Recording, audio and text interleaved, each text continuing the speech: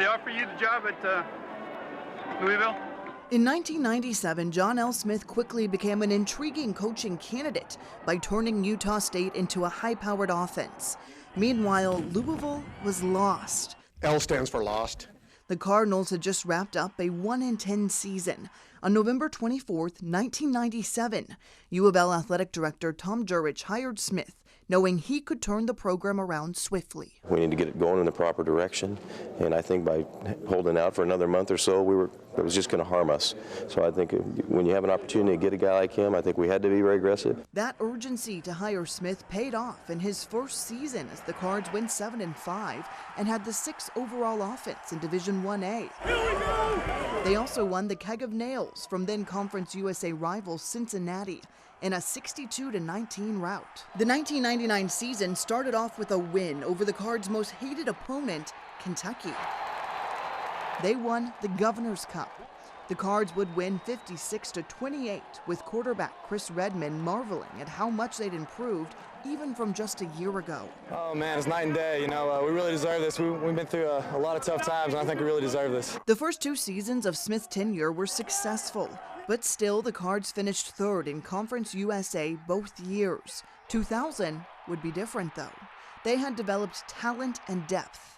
They didn't need to be lucky. Led by Dion Branch, Dave Ragone, and Tony Stallings, U of L would win the conference with a 6-1 record and 9-3 record overall. Having rejuvenated a program in short order, Tom Jurich knew he had to offer an extension to John L. Smith before he was poached by another team. 3 years ago, I didn't know what the L stands for. It stands for loaded. I promise you. On November 28, 2000, Smith signed a new 8-year contract to remain with the Cards. He emphasized it was the environment here that made it an easy decision. These players that you're around, the people you work for, the city, the fans, I mean, what more can you ask for?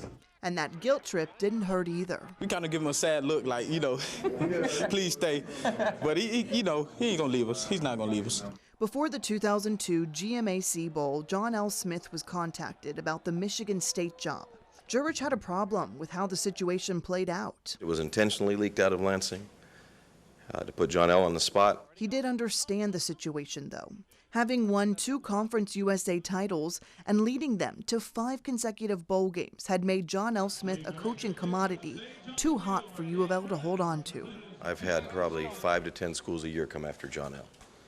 You know, so I think that's part of the business, and I understand that. And I knew there would be a day that John L. would be leaving. Getting a more lucrative contract in East Lansing meant this was an easy choice for Smith. Still, he was emotionally invested in this team. They're special kids. They've got 2 championships and 5 rings. So that's a neat deal for them.